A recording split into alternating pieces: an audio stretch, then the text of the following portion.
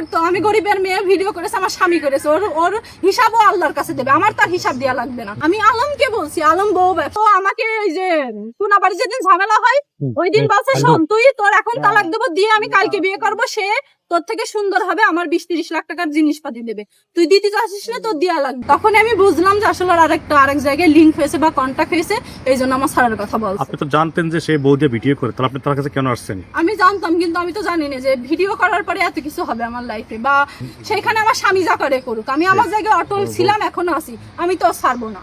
ও আমাকে ছেড়ে দেয়, যা করে করুক। এখন কি আলম বলছে আপনাকে ডিভোর্স দিয়ে দিবে? আমাকে ডিভোর্স দিয়ে দেবে। আমার ভাইয়া মা আসছে, সে কি বলেছে বলছে? যে আপনারা আসেন, আমি ওর কাবিননামার টাকা দিয়ে ওকে আমি ছেড়ে দেবো। আর অলরেডি একটা ওই যে ভিডিও বাসার লোক তো যেহেতু ছিল না, ওর বাসার লোক ছিল, আমি বলছিলাম যে তুমি বিয়ে করো, আমার তো টাকা লাগবে না, আমি তো সংসার করবো, আমারও তো অতীত আছে, আমার হাজবেন্ড ছিল, তো ওইখান থেকে ডিভোর্সের পর আমি ঢাকায় পড়াশোনা করি, তো আমার অতীত ছিল বিধায় আমি তোমার পছন্দ করছি, ভালোবাসছি বলে আমি তোমার বিয়ে করছি, তো সেখানে তুমি 1 টাকা কাবিননামা করলে আমার কোনো সমস্যা নেই, এটা বলছিলাম আমি।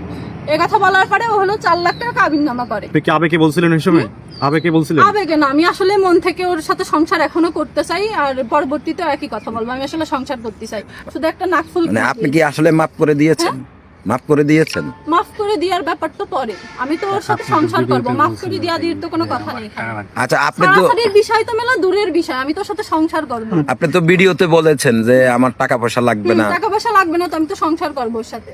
তাহলে এখন আসলে এই যে আমার তো আপনাকে ইজ্জত মাঠে ঘাটে চলেই গিয়েছে। আগে যাই ছিল হাইটলি ছিল, জিডি করা ছিল এই ভিডিও নিয়ে, সেগুলো তো ভাইরাল হয়েই গিয়েছে।